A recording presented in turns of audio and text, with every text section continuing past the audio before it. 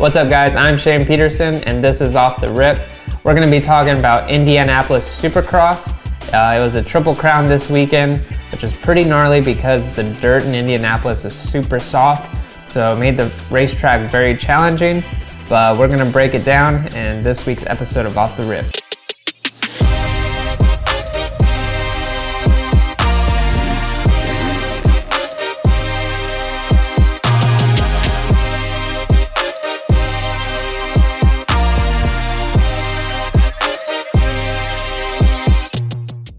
So this year's racetrack in Indianapolis could reach out and grab the riders at any second. And we saw that firsthand with the 250 points leader Tom Vial going down in the whoops, as well as Gas rider Pierce Brown doing a tuck and roll action. I don't know what it is, but Hayden Deegan and First Turns have a toxic relationship this season. And for Seth Hamaker, he framed the triple in the rhythm and gets yeeted off the bike. Tate Clayson got squirrely, pretty much took up half the real estate in the rhythm section, leaving Cooper Webb with nowhere else to go but right into him. Also, shout out to Cody Schock for pulling off a top 5 with a broken collarbone. He broke his collarbone last weekend in Birmingham, has surgery the week of Indianapolis Supercross, gets on the bike, goes to send it at a triple crown on a gnarly and demanding racetrack, so huge props to Cody Schock for pulling off a top 5. All right, so this weekend, I'm 2 for 2 again on not getting any right. I got 0 right on my fantasy picks. It's pretty much like a shot in the dark of where the riders are gonna stack up. Now we know, after Jett went 3 for 3 in the Triple Crown, that he's pretty much the favorite to pick for the first spot. But I thought Jett would get tangled up on the start or something like that. So my first pick, I'm just gonna run through him, was Cooper Webb. He won the Triple Crown last time this season, so I thought he was gonna do it. Second, I had Jett.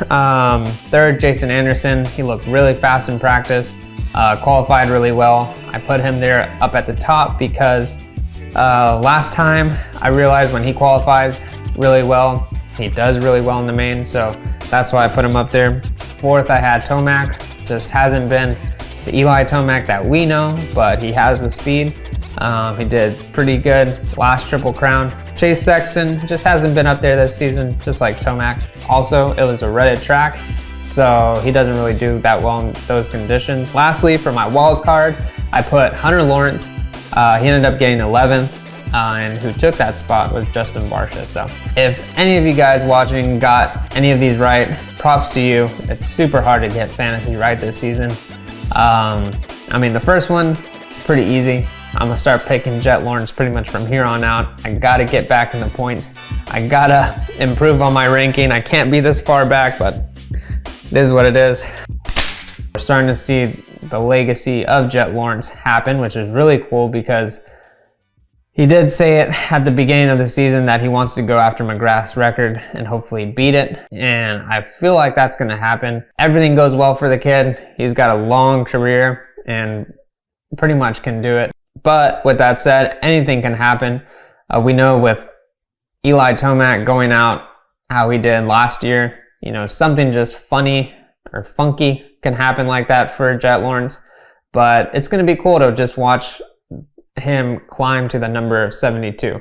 It's going to take years, not going to happen in 4 years, but if he has longevity in the sport and just rides how he's been riding, it's definitely attainable for Jett. Cooper Webb does need a miracle to happen for him, either a bike malfunction for Jett. He just needs something to come back, because now he's 21 points out of the championship, but it's going to be so hard to beat Jett. He's pretty much learned everything that he needs to know for this 450 class. I think all the rookie mistakes, or those, not really rookie mistakes, but just kind of like hiccups, are out of the equation now. I think he's got those pretty much cleaned up. His riding is pretty much flawless, like motocross. Moving on to another rider that I want to talk about is Eli Tomac.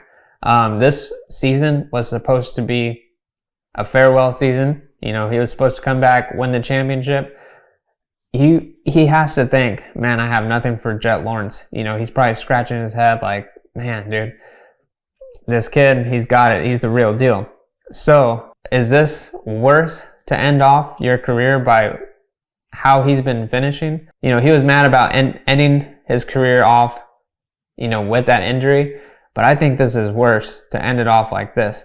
Also, I'm sure he's probably rethinking doing motocross because Jett Lawrence, he's probably not going to have anything for the kid. I'm just saying that. He's a beast, though. He's a beast. But, you know, Jett's just probably hitting another level that these riders have not seen. So a lot of these guys are probably scratching their heads, and they're starting to realize that they do not have anything for Jett. Moving on to Chase Sexton, he's another rider that also has to be thinking, what the heck can I do to beat Jett Lawrence? Will Chase rise up and be able to defeat Jett Lawrence, or will he be a second place guy throughout his entire career from here on out? Alright, so now let's move on to the 250 East Coast. I gotta say, first thing that I noticed is Triumph. Dude, that bike has to be a rocket because Jalek Swoll whole-shotted 2 out of the 3 main events. So you know that Triumph bike is pretty good. After Indianapolis, we have a new red plate holder, and that's Cameron McAdoo.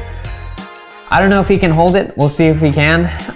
Tom Bial is right there though, and he's just 2 points down. But to talk about Cameron McAdoo a little bit, he's been on the podium every race. If you take out Detroit where he fell in the first turn pileup, he has been on the podium or second place pretty much every race this season. So it's going to be hard to take it away from Cameron McAdoo. Also, now the pressure is on for Hayden Deegan. This was a race for Hayden to make up some points. It looked like he was going to, based on the first 2 main events, but that 3rd main event cost him by going down the first corner of that race. So going into St. Louis, they have a week off. So that gives Hayden a little bit more time on the bike, a little bit more time to prepare. We might start seeing wins stack up for Hayden Deegan. We know he has the speed, the kid's fast, so we'll have to see it all go down for the 250 East Coast in St. Louis. But up next, Seattle. So now we're gonna go back to the West Coast guys and see how that shakes down for them. So that's all I have for Off the Rip for Indianapolis Supercross. I'll see you guys next weekend to talk about Seattle. Peace.